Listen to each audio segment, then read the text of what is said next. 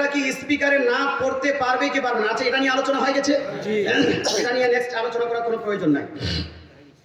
মুসলমান কোন মৌলবী যদি দেওবন্দির মেয়ের এটা হয়ে গেছে, কোন বাবা ছেলে শুনে যদি ওয়াহাবি ছেলের সাথে মেয়ের বিবাহ দেয়, মেয়ের বাবার অনুষ্ঠানে যাওয়া যাবে কি যাবে না?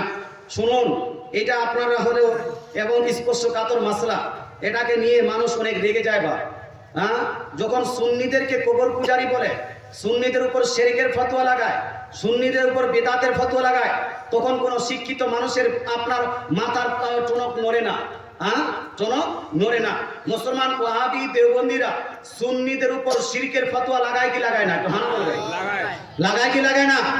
তার মানে ওরা বলতে চায় সুন্নিরা শিরক করে, সুন্নিরা বেদাত কাজ করে। যে বেদাত কাজ করবে তাকে বলা হয় কি? বিদআতি। তাকে বলা হয় কি? বিদআতি। যে শিরক কাজ করে তাকে বলা হয় মুশরিক। তাহলে তাদের কথা মোতাবেক সুন্নিরা মুশরিক হয়ে যায়। মুশরিক হওয়ার পরে কোন ব্যক্তি মুসলমান থাকবে না। ও ডাইরেক্টলি সুন্নিদেরকে কাফির বলছে না, আপনি ইনডাইরেক্টলি সুন্নিদের উপর শিরকের ফতোয়া লাগিয়ে সুন্নিদেরকে কাফির প্রমাণ করলো কি করলো না? করলো। আল্লাহ তাআলা কোরআন শরীফের মধ্যে সূরা বাকারার মধ্যে ইরশাদ করেন, লা তুনকিহুল মুশরিকাত, হে আমার বান্দারা, তোমরা শিরককারী মেয়েদেরকে বিবাহ করো না যতক্ষণ পর্যন্ত না ওই মেয়েটা ঈমান এনেছে। অর্থাৎ শিরক করার পরে মেয়েটা যতক্ষণ পর্যন্ত তওবা করে ঈমান না আনবে ততক্ষণ পর্যন্ত ওই মেয়েটাকে বিবাহ করা যাবে না। আল্লাহ তাআলা আগে বলছেন ওয়ালা তুনকিহুল মুশরিকিন, আর তোমরা মুশরিক শিরককারী ছেলেদের সঙ্গে বিবাহ করো না যতক্ষণ পর্যন্ত না ওই ছেলেটা শিরক থেকে তওবা করে মুসলমান হয়েছে, ঈমান এনেছে। এই আয়াতে স্পষ্ট আল্লাহ তাআলা বলছেন যে শিরক করবে তাকে বিবাহ করা যাবে না।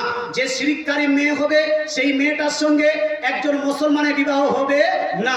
দেওবন্দি ভাই, আহলে হাদিস ভাই, আপনার কি বলছে ওয়াহাবি ভাইদেরকে আমি আদবের সহিত বলছি, তোমরা নিজের কিতাবে সুন্নিদের উপর শিরকের ফতোয়া লাগাও, সুন্নিদের উপর বিদআতের ফতোয়া লাগাও। শিরকের বিদআতের ফতোয়া লাগার পরে সুন্নিদের মেয়েদেরকে তোমরা বিবাহ করো কেন? সুন্নিদের ছেলেদেরকে তোমরা বেটি দেও কেন? বলুন তো, শিরকের ফতোয়া লাগানোর পরে তাদেরকে সুন্নিদের মেয়েদেরকে বিবাহ করা উচিত আছে? আছে? উচিত নয়। মুসলমান আপনাকে বলতে চাই, সুন্নিদের উপর যখন শিরকের ফতোয়া লাগিয়ে দিয়েছে তাহলে এই সুন্নিদেরকে তাদেরকে বেটি দেওয়া উচিত নয়। কোরআনের নির্দেশ, কিন্তু তারপরও তারা বেটি দিচ্ছে, কোরআনকে ফলো করছে না। কিন্তু আমরা সুন্নি মুসলমান, আমরা স্লোগান লাগাই কোরআন হাদিস যেই দিকে আমরা আছি সেই দিকে। এবার হাদিসের ভাষ্য শুনুন।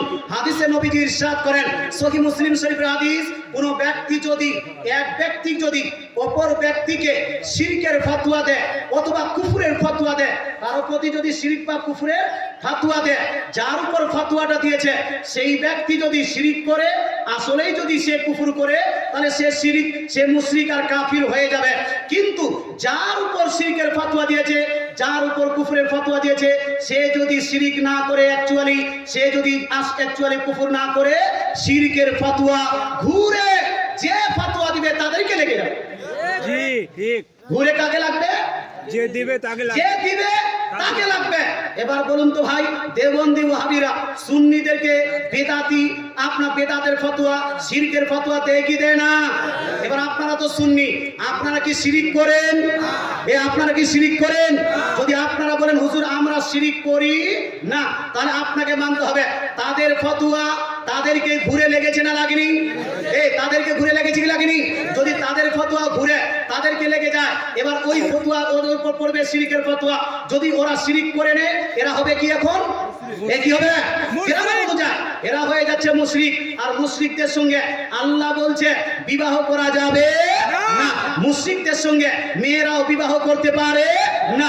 এই জন্য মুহাম্মদ সাল্লাল্লাহু আলাইহি ওয়াসাল্লামের উম্মতির মধ্যে ৭৩টি ফিরকা, কেউ কোরআন হাদিসের ঠিকভাবে ফলো করে না।